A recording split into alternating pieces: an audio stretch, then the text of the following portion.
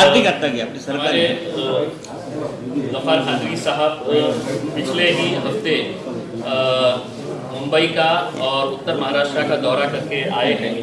वहाँ पे पूरे यूनिट्स के बारे में चर्चा किए हैं, मीटिंग्स किए हैं, नई बॉडीज़ वहाँ पे एस्टैब्लिश किए हैं।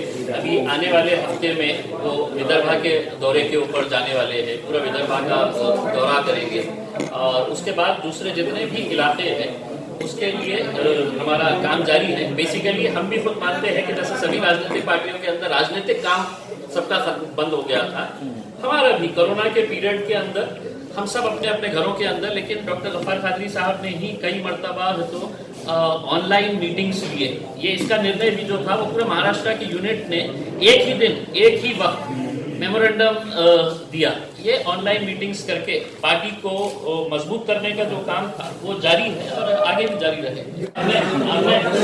हमने एक फैसला किए थे कि जो पोस्ट लेगा तो चुनाव नहीं लड़ेगा। तो ये फैसला लेने के बाद एक भी जना सामने नहीं आ रहा है कि मुझे पोस्ट दोगे। जो पहले पोस्ट मांग रहे थे वो पूरे अपने अपने फॉर्म्स वापस ले लेते कि मेरे को पोस्ट नहीं चाहिए करके। तो अभी देखेंगे उसमें अगर डॉक्टर साहब अगर कुछ फैसला करते हैं तो उसके ऊपर कुछ निर्णय लिया जाएगा। लेकिन देखिए, लोगों को मुझे ये नहीं समझ में आ रहा है कि हर कोई कॉर्पोरेटर क्यों बनना चाह रहा है, क्योंकि जो भी कॉर्पोरेटर बनेगा उसके लिए इतना बड़ा सरदर्द मैं नहीं समझता हूँ कि कोई हो सकता है, क्योंकि महानगर पालिका के पास पैसे नहीं है। ये चुन के तो आ जाएंगे, लेकिन जब कोई काम ही नहीं करेंगे और पब्लिक जब सर के ऊपर बैठती है आगे, तो फिर वो समझ में आता है। जैसा आज ग्रामीण इलाके से लोग मेरे पास आते हैं, साहेब तुम्ही सांगितलं होतं ना आम्हाला हे करून दे, अरे बाबा माझं मोदी साहेबांनी 2 वर्षासाठी माझी निधी काढून घेतलेली आहे, तर त्यांना काही कळत नाही, समजत नाही उसका म्हणजे। पण तुम्ही सांगितलं होतं ना, अरे सांगितलं होतं म्हणजे मी त्याच पैशातून करणार होतो, आता ते पैसे मोदी साहेबांनी काढून घेतले तर मी काय करणार, कसं काय करणार। सर मराठी सर आप लोगों से मुलाकात नहीं हुई थी तो सोचे कि आप लोगों से बात कर ले। मुद्दे जिनके ऊपर हम चर्चा करने के लिए आए थे वो मुद्दे, लेकिन आपका कहना है कि कुछ है। तो एक तो ये है कि सबसे पहले हाथरस की जो घटना है उसके बारे में हमने भी आंदोलन किया है और हमें इस पूरी घटना के अंदर दुख इस बात का हो रहा है कि एक महिला, एक लड़की के साथ इस तरह का बलात्कार होता है और सत्ता में बैठे जितने भी राजनीतिक पक्ष है, विशेषकर भारतीय जनता पार्टी, जो इस मुद्दे को राजनीति के चश्मे से देख रही है, उनकी हम निंदा करते हैं कि वो लोग सड़क के ऊपर उतर के नहीं आए हैं। तो क्या ये हो गया है कि अब लड़की की जात क्या है, लड़की का पक्ष क्या है, कौन इसका विरोध कर रहा है, तो ये जो सब जो हो रहा है इसकी हम कड़ी निंदा करते हैं कि इस तरह की हरकत नहीं होना चाहिए। सभी लोग एक साथ मिलकर आना चाहिए। जो गलत हुआ है ऐसा नहीं है कि उसका कोई समर्थन कर सकता है करके, लेकिन जिस तरह से इस मुद्दे को लेकर जात और धर्म के बीच में आज उत्तर प्रदेश, बिहार के अंदर जिस तरह से 2 समाजों के बीच में एक ऐसा समाज कूद पड़ा है जो कह रहा है कि नहीं, ये जो हुआ है ये लड़के इसके लिए दोषी ही नहीं ये है। मतलब ये एक अजीब विचित्र तरह का एक ये हो रहा है कि आप देख रहे होंगे कि सुशांत सिंह का जब मैटर आया तो ये सुसाइड नहीं है, ये इसने आत्महत्या नहीं की है, ये हत्या है करके पूरा 2 महीना जब है तो हम अहम मुद्दों के ऊपर चर्चा करना चाहिए था, तो सिर्फ यही मुद्दे के ऊपर आखिर में सबको है तो ये स्टैंड लेना पड़ा जब एम्स के डॉक्टर्स ने है तो इसका निर्णय लिया कि ये आत्महत्या थी करके।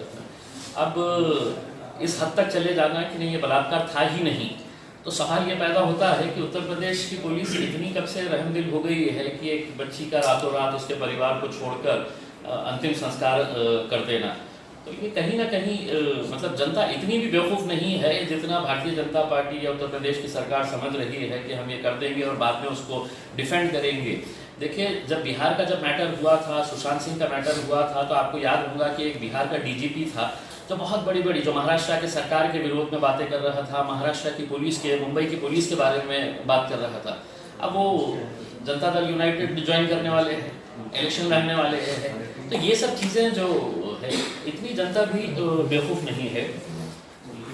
हम जिस मुद्दे के लिए आज यहाँ पर आए हैं बेसिकली आपने देखा होगा कि मार्च से जब से लॉकडाउन लगा है, मार्च से लेकर अभी तक कितने ऐसे संगठन हैं, राजनीतिक पार्टियां हैं, इंडिविजुअल्स हैं, जिन्होंने सरकार को निवेदन दिया की इस पिरियड के अंदर जो पूरी तरह से कारोबार नाही, हे तर मतलब हे आपल्या सरकारमध्ये बसलेले जो लोक आहेत आणि विशेषकर त्या जे सत्ताधारी पक्षांचे जे मोठे नेते आहे आणि माझ्या जिल्ह्यातले जे नेते आहेत, आमची मंदिराला कशाला हात लावतो, अरे मंदिर का आपली जागीर आहे का, आपली मक्तेदारी आहे का, मी कशासाठी भांडवत होतो, आणि तुम्ही फक्त दारूची दुकाने उघडणार आणि मंदिर आजही बंद असणार, तर म्हणजे समजा किती लाचारी झालेली आहे तुमची. फक्त सत्तेमध्ये कुर्सीमध्ये ज्या मंदिराच्या आधारावर आपण सत्तेत आलेले आहे, त्या मंदिराच्या बाबतीत आज एमआयएमचा खासदार इम्तियाज जलील उभे राहून आंदोलन करतो आणि नाही आम्ही मंदिर बंद ठेवणार आहे, दारूची दुकानं उघडी करणार आहे आणि उघडले ही दारूची दुकान. म्हणजे याच्या बाबतीत त्यांनीही उत्तर दिलं तर चांगलं होईल मला असं वाटतं. अब्दुल सत्तारचा एक व्हिडिओ व्हायरल होतो सध्या, शिवीगाळ केली म्हणून, तुम्हाला आलं काय बघितलं? मराठा आरक्षणाचा प्रश्न विचारला गेल्यानंतर शोरणाला शिवीगाळ केली असा व्हिडिओ व्हायरल झालेला आहे. नाही, मी बघितलं नाही आणि सत्तार साहेबांनी दिले असेल तर मला आश्चर्य काही नाही. अनेक व्हिडिओज त्यांचे आहेत. आपण खडकेश्वरवरती ज्यावेळेस आंदोलन केलेलं होतं, त्यानंतर आपण पोलीस आयुक्तालयासमोर असं म्हटलेलं होतं की 2 दिवस अल्टिमेटम देतो आणि 2 दिवसानंतर आम्ही पुन्हा या ठिकाणी आंदोलन करू. मला वाटतं बरेच दिवस झालेत आपल्या अल्टिमेटमला. माझी काय आता आणि नेमकं असं का होतं की अल्टिमेटम देता परंतु पुढे काय होत नाही. माझी अपेक्षा हे होती की याच्या बाबतीत लोकांनी पुढे यायला पाहिजे होते, पण मी जेव्हा ते आंदोलन केलं तर त्याच्यामध्ये इकडच्या स्थानिक नेत्यांनी त्याच्यामध्ये एक धार्मिक रंग आणण्याचा प्रयत्न केला, राजनीती आणण्याचा प्रयत्न केला. मी फक्त मंदिराच्या बाबतीत बोलत होतो असं नाही आहे, किंवा मी फक्त मशिदीच्या बाबतीत बोलत होतो असं नाही आहे. मी सर्व धार्मिक स्थळांच्या बाबतीत बोलत होतो.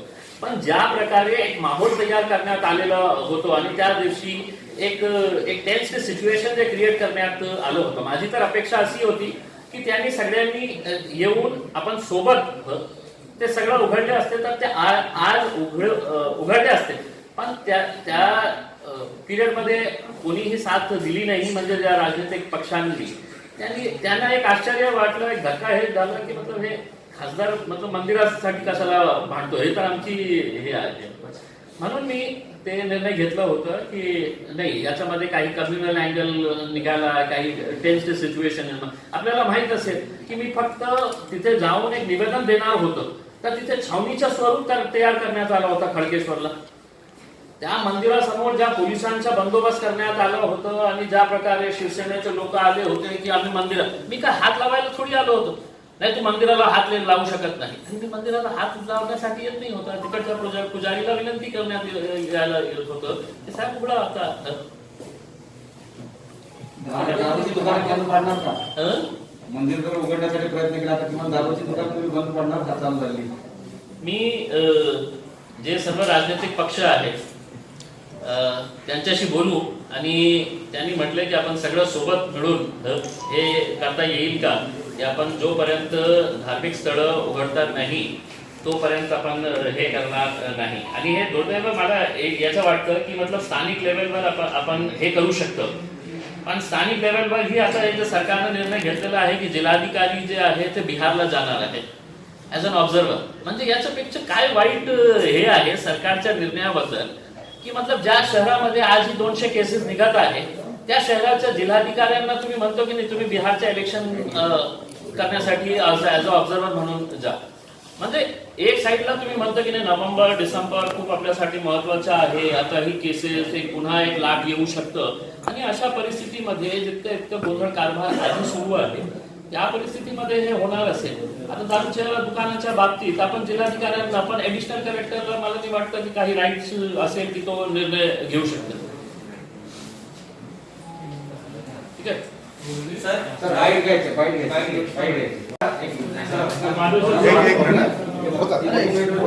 मार्च मध्ये जेव्हा लॉकडाऊन घोषित करण्यात आला होता त्या मार्च पासून आज ऑक्टोबर महिन्यापर्यंत सगळे कारोबार बंद होते. लोक घरीमध्ये बसलेले होते. स्वाभाविक आहे की 24 तास घरी बसणारे जे लोक होते त्यांचं लाईट बिल वाढवून येणार होते. याच्या बाबतीत आम्ही जुलै महिने AIMIMच्या वतीने आम्ही जुलै महिन्यामध्ये एक निवेदन सरकारला दिलं होतं आणि दुसरा निवेदन आम्ही ऑगस्ट महिन्यामध्ये आमच्या पार्टीच्या वतीने आम्ही महाराष्ट्र सरकारला दिले होते की याच्या बाबतीत काही तोडगा काढून वीज बिल कमी करता येईल, किती रिलॅक्सेशन आपल्याला देता येईल याच्या बाबतीत काही निर्णय घ्या. आता इतका महिना उलटूनही सुद्धा सरकार काही निर्णय घेत नाही. म्हणून आम्ही हे निर्णय घेतलेला आहे की आम्ही जितकं बिल आम्हाला मिळालेलं आहे किंवा लोकांना मिळालेलं आहे त्या बिलापैकी फक्त 50% बिल जे आहे, 50% बिल जे आहे ते लोक अदा करतील. आणि आम्ही महाराष्ट्र सरकारला 1 महिन्याचा कालावधी देतो. एक अल्टिमेटम आहे 1 महिन्यासाठी की तुम्ही 6 नोव्हेंबर पर्यंत याच्या बाबतीत काही तोडगा काढला नाही तर 6 नोव्हेंबरच्या नंतर आम्ही सगळं महाराष्ट्रातले जे लोक आहे ते कारोबार करणारे लोक आहे, घरामध्ये राहणारे लोक आहे, रेसिडेन्शियल कन्झ्युमर्स आहे, बिझनेस कन्झ्युमर्स आहे किंवा दुसरे जे कन्झ्युमर्स आहे ते 6 नोव्हेंबरच्या नंतर कोणीही 1 रुपया MSEDCL ला भरायचं नाही. कारण आपण बघितलेलं आहे की या सरकारने, राज्य सरकार असू द्या किंवा केंद्र सरकार असू द्या, त्यांनी कोट्यवधी रुपये बँकांचे जे मोठे मोठे उद्योगपती होते त्यांना माफ केलेले आहे किंवा ते पैसे घेऊन ते पळालेले आहेत. त्यांना आपण इतकी मोठी रियायत देतो. आणि जे लोक, समजा एक उदाहरण की औरंगाबाद शहरामध्ये 2.5 लाख रेसिडेन्शियल कन्झ्युमर्स आहेत.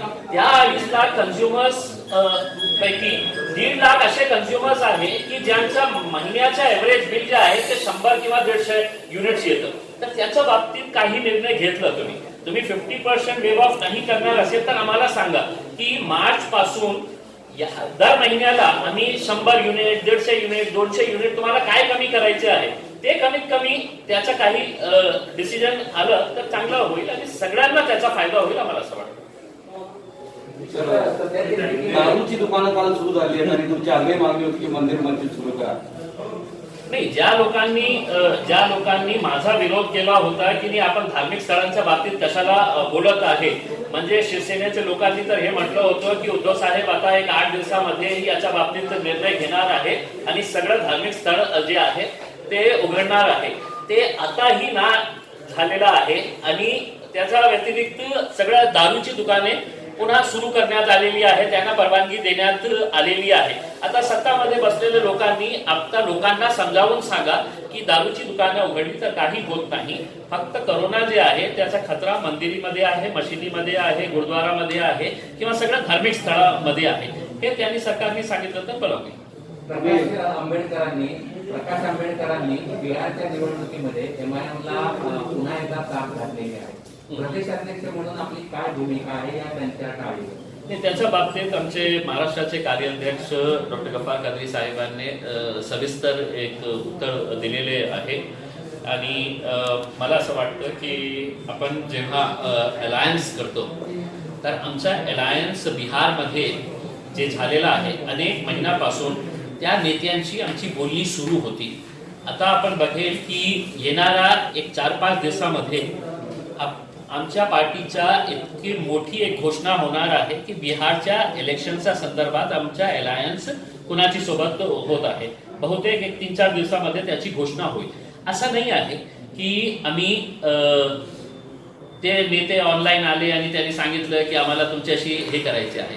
वाटाघाटी असतं, बोलणं असतं, ते मोठे नेते जे असते ते बसतं आणि ते त्याच्या बाबतीत ते निर्णय घेतं.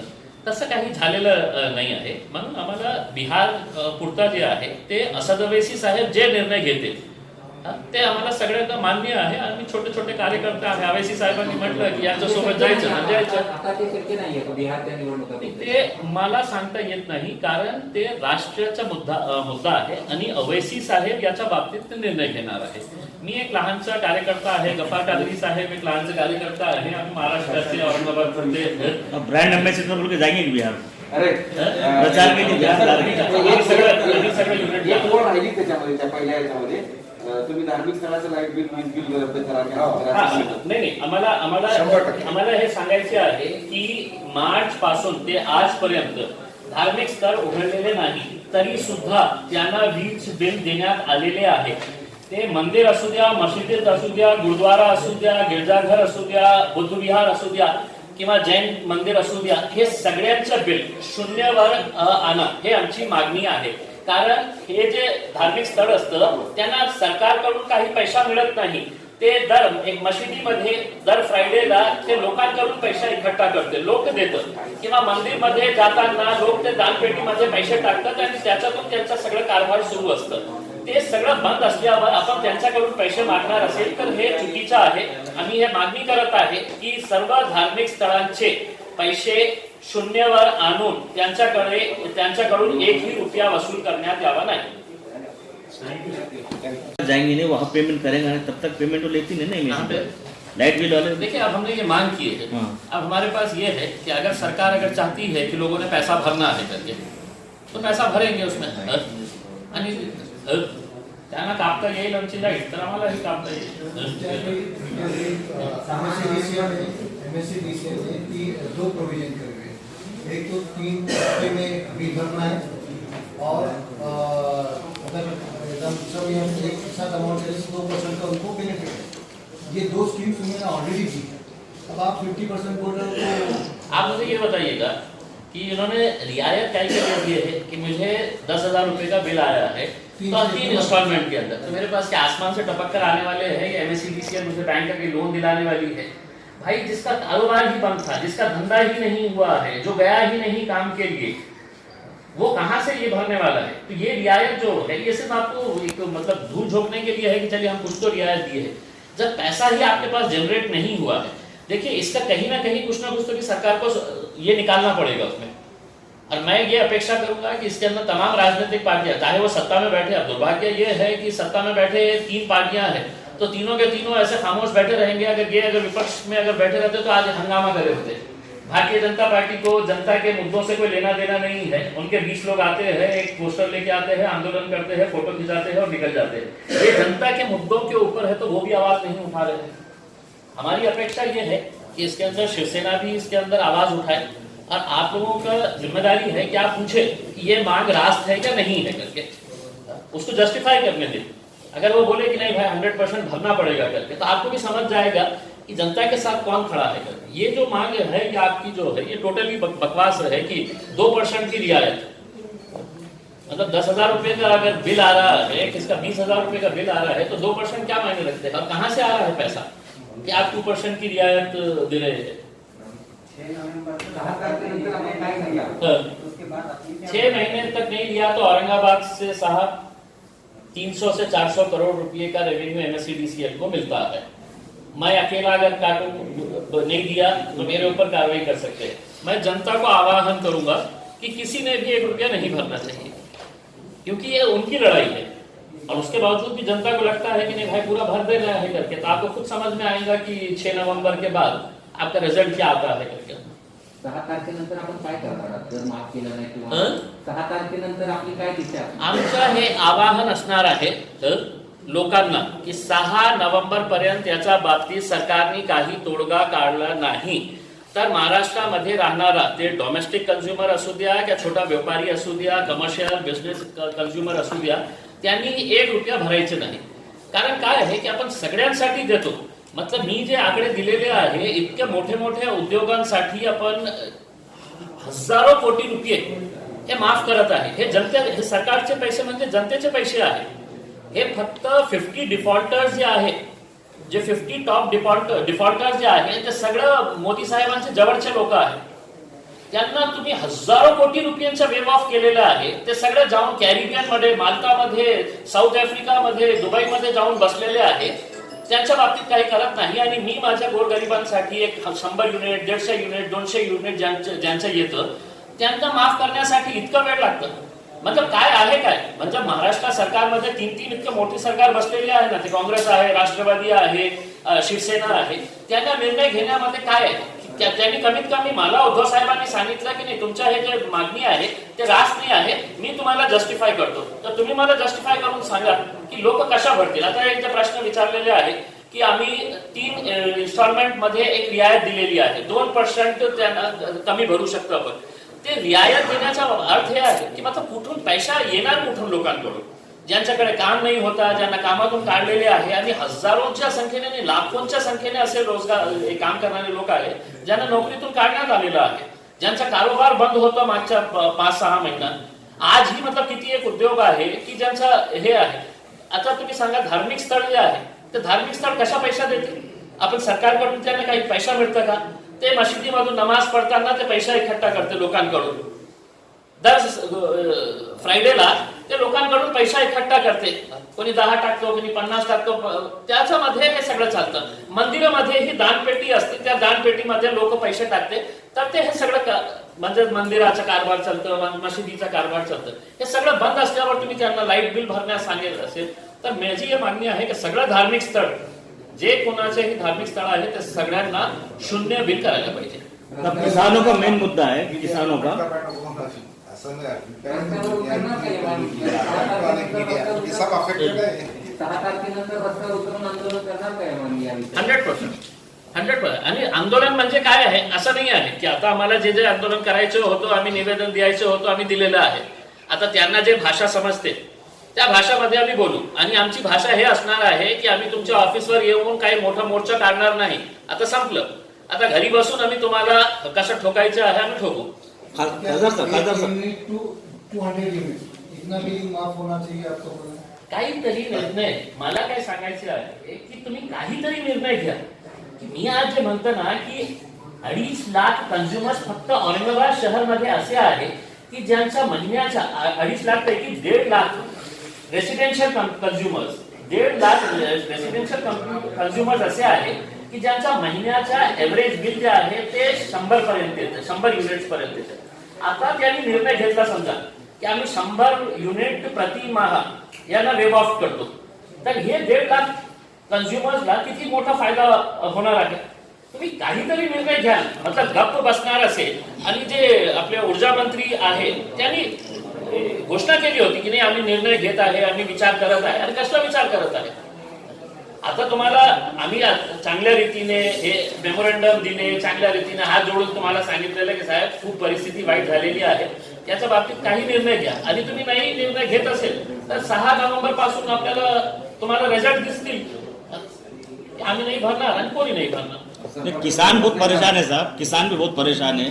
6 महीने का लॉकडाउन का उसमें परेशान है। अब 2 महीने 3 महीने से लगातार बारिश जारी है, वो बारिश की वजह से ओला दुष्काल भी डिक्लेयर कर रही गवर्नमेंट। इसके बारे में आप किसानों का मुद्दा उठा किसानों के ताल्लुक से मैंने खुद ने शिवसेना के जो मंत्री है अब्दुल सत्तार साहब, उनके साथ जिलाधिकारी उनके साथ मैंने खुद ने कन्नाड़, गंगापुर, वैजापुर का दौरा किया। वहाँ पे जाके देखने के बाद वो परिस्थिति हमको भी समझ में आई। इसके बारे में भी देखिए, मुझे जो रीजन बताया गया कि पंचनामा करने में दिक्कत इसलिए हो रही है कि अभी भी खेतों के अंदर पानी फंसा हुआ है, तो आपको जमीन के अंदर कौन जाने के लिए बोल रहा है पंचनामा करने के लिए? मतलब ये तर्क हो सकता है क्या कि हमको जमीन के अंदर जाके देखना है कि हम खेत के अंदर एंटर नहीं हो सकते? अरे तुम्ही गाडीमध्ये फिरलं तर तुम्हाला दिसेल ना की काय झालेलं आहे, कोणत्या पिकाचं किती नुकसान झालेलं आहे, सगळं कळतं ना। फक्त शेतकऱ्यांना उल्लू बनवण्यासाठी नाही, आम्ही पंचनामाला उशीर या कारणाने होतो की आता आम्ही शेतीमध्ये जाऊ शकत नाही की कारण आताही शेतीमध्ये पाणी आहे। अरे तुला कोणी सांगितलं की शेतीमध्ये मातीत घुसा? तुम्ही रस्त्यावर उभे राहून तुम्ही बघू शकता ना की किती पिकांचं नुकसान झालेलं आहे। फक्त मतलब शेतकऱ्यांना उल्लू बनवण्यासाठी हे धंदे सुरू आहेत। लवकरात लवकर तुम्ही एक गाडीचा ग्राउंड घेतला ना तर तुम्हाला कळतं आम्ही काय सगळं शेतीमध्ये मातीत घुसून आलं का आम्ही की किती नुकसान झालेलं आहे। रोडच्या किनाऱ्यावर आम्ही उभे राहिलो तर आम्हाला दिसायला लागलं की किती हे झालेलं आहे। तो किसानों के ताल्लुक से एक्शन प्लान क्या है फिर आपका? देखिए, हमने तो बता दिया है सरकार को कि जल्द से जल्द तो इनके ताल्लुक से एक अच्छा सा पैकेज डिक्लेयर करे करके। जिलाधिकारी साहब खुद थे, सरकार का जो नुमाइंदा होता है वो खुद था, सरकार के मंत्री खुद थे, उन्होंने खुद ने अपनी आंखों से देखा है। तो अब इसके ऊपर कुछ ना कुछ फैसला होना, कर नहीं सक रहे थे। और उसके बाद जो लाइट का बिल इन लोगों का आया है सभी लोगों का, तो वो ऐसे चौंकाने वाले आंकड़े हैं। अब जब धंधे कारोबार पूरी तरह से बंद थे, कुछ चल नहीं रहा था, और अगर सरकार ये अड़के बैठी हुई है कि नहीं अब आपको सब पूरा बिल देना पड़ेगा, हमने अपने तौर के ऊपर, आपको याद होगा कि गफ्फार खादरी साहब जो हमें महाराष्ट्र के कार्याध्यक्ष है, उन्होंने हमने सबने मिलकर तो 2 निवेदन दिए। एक जुलाई के महीने में दिया था और एक अगस्त के महीने के अंदर हमने ये दिया था कि इसके अंदर कहीं ना कहीं रियायत दी जाए ताकि लोग हैं तो इसको भर सके। ऐसा नहीं है, कोई नहीं बोल रहा है कि हम नहीं भरेंगे करके उसमें, लेकिन अब सरकार वो समय लेकर आ गई है कि जहाँ पर कुछ फैसला लेना पड़ेगा। इसीलिए हमने अब ये फैसला लिया है कि सरकार की तरफ से चूँकि कोई फैसला नहीं आ रहा है, हम महाराष्ट्र की जनता से यही अनुरोध करना चाहेंगे कि आपका जितना भी बिल आया है उसका महज 50% आपने बिल भरना है, 50% के ऊपर आपने भरना नहीं है। और हम महाराष्ट्र की सरकार को 1 महीने का समय दे रहे हैं। आज 6 अक्टूबर है, 6 नवंबर तक महाराष्ट्र सरकार ने इसके ऊपर कुछ ना कुछ फैसला करना चाहिए। हम 50% भरेंगे, जिसका भी 10,000 आया है 5,000 भरो, 20,000 आया है 10,000 भरो। तो बाकी का जितना भी 50% का है उसके ताल्लुक से सरकार ने 1 महीने के अंदर कोई निर्णय लेना। अगर वो निर्णय नहीं लेती है तो मजबूरन हमको MSEDCL के खिलाफ एक नॉन कॉपरेशन मूवमेंट लॉन्च करके पूरे महाराष्ट्र की जनता को हम ये अनुरोध करेंगे, चाहे वो कारोबार करने वाले छोटा व्यापारी हो, रेसिडेंशियल वाले हो या बड़ा कारोबार करने वाले लोग हो, जब सबको ही नुकसान हुआ है तो वो नुकसान को देखते हुए 6 नवंबर तक अगर सरकार फैसला नहीं करती है तो महाराष्ट्र की अगर पूरी जनता ने अगर तय कर ली कि अब हम हैं तो इनका साथ नहीं देंगे करके, उसमें अगर हमने सबने अगर ये तय कर लिए है कि हम नवंबर के बाद से तो 1 रुपये का बिल नहीं भरेंगे, आप कितने लोगों का के ऊपर एक्शन लेंगे, काटने का ये करेंगे करके, ये जनता की मांग है। हम इसके ऊपर से हमने पूरा डिटेल हमने स्टडी किए है।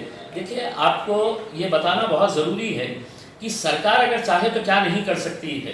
सरकार अगर चाहे तो बहुत कुछ माफ़ कर सकती है, सरकार ने किया भी है बहुत सारे इसके ऊपर माफ़। हम ये चाह रहे हैं कि इसके ताल्लुक से भी एक उदाहरण के तौर के ऊपर मैं लोकसभा के अंदर एक इंडस्ट्री के ताल्लुक से एक जब मैं भाषण दे रहा था, देखिए पिछले जब से मोदी सरकार आई है इन्होंने किन किन लोगों के कर्जे माफ़ किए हैं और किन किन लोगों को पैसा लेकर ये बोला है कि तुम उड़ जाओ यहाँ से करके। जैसा ललित मोदी 125 करोड़ रुपये, ललित मोदी 125 करोड़ रुपये 2015 में भाग गया। कहाँ है? तो अभी माल्टा में है। बहुत अच्छा एक आइलैंड है माल्टा। 2015 यानी कि मोदी सरकार थे। विजय माल्या 9,000 करोड़ रुपये 2016 में हवाई जहाज में बैठे इंडिया को बाय बाय करें और लंदन, अभी लंदन में है, 9,000 करोड़ रुपये।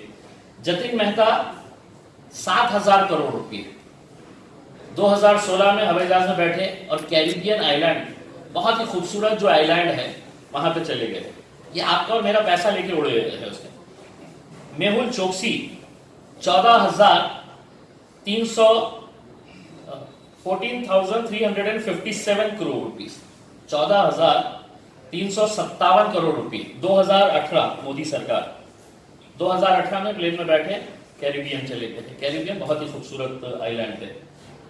नीरव मोदी 22,000 करोड़ रुपये 2018 बैठे, अभी लंदन में है।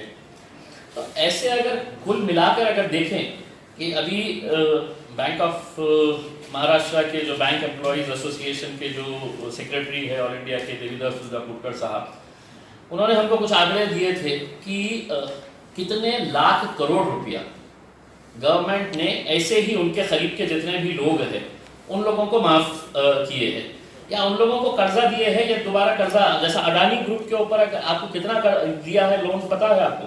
मतलब इसमें से हम कितने भी अगर बैठ के अगर वो आंकड़े को अगर लिखना चाहे तो 1.37 लाख करोड़। अब उसको लिखते कैसा है, मैं खुद कंफ्यूज हो गया था कि इसको लिखूं कैसा करके। 1.37 लाख करोड़ रुपये ये सिर्फ अडानी ग्रुप को दिया है। अब इतने सारे लोग ये पैसा लेकर उड़ गए हैं। हम क्या कह रहे हैं कि जो छोटा आदमी जो घर में रहा है, जो मजदूरी करने के लिए जाता था, जिसका लाइट का बिल 100 यूनिट के नीचे आता था। देखिए, सिर्फ अगर आंकड़े की अगर हम बात करते हैं तो औरंगाबाद सिर्फ अगर हम जिले का अगर एक रेवेन्यू अगर निकाले हैं कि लाइट का बिल से कितना जनरेट होता है पैसा MSEDCL को, तो एक रफ अनुमान ये है कि 300 करोड़ से 400 करोड़ औरंगाबाद जिले का, 300 करोड़ से 400 करोड़ रुपए के बीच में औरंगाबाद जिले का। और पूरे मराठवाड़ा का कितना बिल जनरेट होता है, MSEDCL को कितना पैसा मिलता है, तो वो 600 करोड़ से 700 करोड़ रुपए। अब आप सोचिएगा कि सिर्फ औरंगाबाद जिले का, जिस जिले का नेतृत्व मैं करता हूं, वहां से अगर 400 करोड़ और पूरे मराठवाड़ा से अगर 700 करोड़, तो उसका रीजन ये है कि हमारे पास इंडस्ट्रीज है, बड़ा शहर है, कारोबार ज्यादा है। अब इनमें से सिर्फ औरंगाबाद शहर की अगर हम बात करते हैं तो 2.5 लाख जो कंज्यूमर्स है, रेसिडेंशियल कंज्यूमर्स है 2.5 लाख, उसमें से 1.5 लाख ऐसे कंज्यूमर्स है जिनका महीने का एवरेज बिल जो आता है वो 100 यूनिट से नीचे आता है। यानी कि सरकार अगर इसके ऊपर फैसला करती है कि हम या तो यूनिट वाइज आप कम करें कि हम आपका तो हर महीने का 150 यूनिट 200 यूनिट हम आपका हर महीने का जितना भी बिल आया है उतना करें, या नहीं तो सरसकट मार्च से लेकर अभी तक जितना बिल आया है उसका 50% हम भरेंगे। 50% अगर आप नहीं भरेंगे तो हम अगले महीने से तो बिल ही नहीं भरेंगे। और मैं महाराष्ट्र की जनता को ये कहना चाह रहा हूँ, जब ये मैं आपको आंकड़े दे रहा हूँ तो ये आपके पैसे हैं। अगर ये मोदी लेके जाते हैं, मोदी मतलब ये मोदी नहीं, लेकिन इत्तेफाक से होता है कि नाम बहुत सारे जो विमानों के हैं, ललित मोदी है, नीरव मोदी है, तो ये जो पैसा लेके चल जा रहे हैं, ये 2 मोदी ने है तो कितने 1000 करोड़ लेके चले गए हैं। फिर ये विजय माल्या, जतिन मेहता, मेहुल चोकसी, तो ये जो पैसा लेकर जा रहे हैं इनके ऊपर कोई कार्रवाई नहीं हो रही है। ये हवाई जहाज में बैठ रहे हैं, टाटा बाय बाय करके निकल जा रहे हैं। हम बोल रहे हैं कि हमारा जो काश्तकार है, जो मजदूर आदमी है, जो रोजी रोटी कमाता था, उसका आपने अगर 200 यूनिट अगर महीने का अगर माफ कर दिए है तो क्या, अब ये मैं अकेला कह रहा हूँ ऐसा नहीं है। मैं समझता हूँ तमाम राजनीतिक पार्टियों ने इसका मांग करनी चाहिए।